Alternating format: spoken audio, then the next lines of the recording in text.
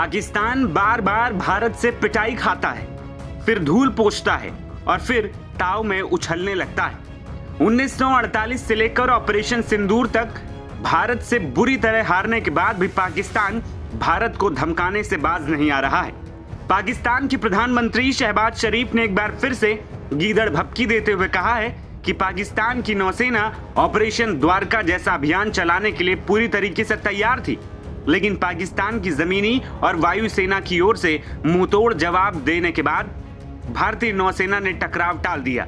मतलब सोचिए, यह बयान उस देश के प्रधानमंत्री का है जिसके 12 से ज्यादा एयरबेस पर भारत ने डायरेक्ट अटैक किए थे। मतलब कि जिस शहबाज शरीफ को अभी 2-4 महीने शर्म से अपने घर से बाहर नहीं निकलना चाहिए था, वो भारत को गीदड़ भभकी देने में लगा है। इससे पहले उसके सेना के प्रवक्ता ने भी भारत को गीदड़ भभकी दी थी। पाकिस्तान के अखबार द ट्रिब्यून की रिपोर्ट के मुताबिक शहबाज शरीफ ने कहा है कि जमीन और हवा में हार के बाद भारत की नौसेना पाकिस्तान के सामने आने की हिम्मत नहीं जुटा सकी, लेकिन इतिहास और हकीकत की आंखों में धूल झोंकना पाकिस्तान की पुरानी आदत रही है और ऑपरेशन द्वारका उसका क्लासिक उदाहरण है। शहबाज शरीफ ने जब ऑपरेशन द्वारका और ऑपरेशन सोमनाथ का जिक्र कर ही दिया है तो ये जानना जरूरी हो जाता है कि आखिर ये ऑपरेशन क्या थे। शहबाज शरीफ जिस ऑपरेशन द्वारका का जिक्र कर रहे हैं वो असल में 1965 की भारत पाकिस्तान की लड़ाई के दौरान पाकिस्तान की नौसेना ने चलाया था। ऑपरेशन द्वारका को ही पाकिस्तान ने ऑपरेशन सोमनाथ कोड नाम दिया।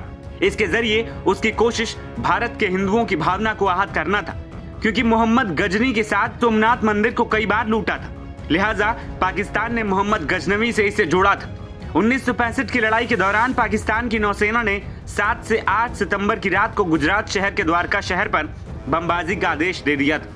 पाकिस्तान का मानना था कि द्वारका में भारत का नेवल बेस और रडार स्टेशन, पाकिस्तान इसे खत्म करके अपने कराची बंदरगाह को सुरक्षित करना चाहता था।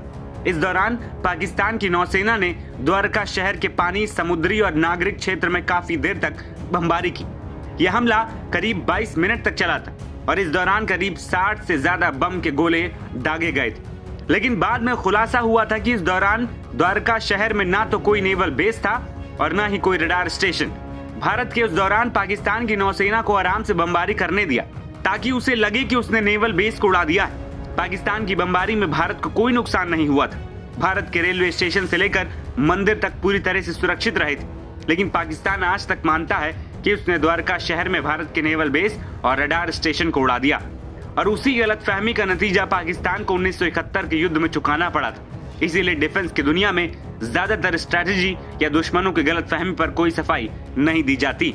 भारत ने पाकिस्तान की नौसेना के खिलाफ कोई कार्रवाई नहीं की और भारत ने पूरा फोकस थल सेना और वायु सेना पर रखा था, जिसकी वजह से 1965 की जंग में पाकिस्तान हार गया था। और इस बार भी पाकिस्तान गलतफहमी में जी रहा है कि उसने भारत को ऑपरेशन सिंदूर के बाद हुए संघर्ष में पछाड़ दिया है, लेकिन असलियत क्या है ये पूरी दुनिया जानती है। एनबीटी ऑनलाइन की रिपोर्ट।